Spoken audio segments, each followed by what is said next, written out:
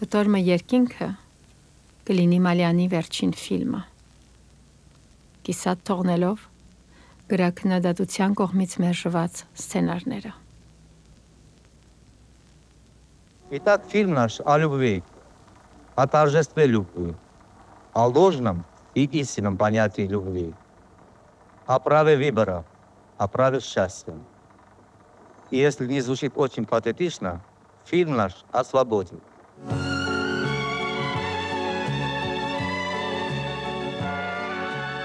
Դեռ փոքրուց տպավորված էի վերջին տեսարանով, երբ գլխավոր դերակատարը քաղաքով մեկ քշում է ձիակառքը իր սիրելի կնոջ և մորաքրոջ հետ։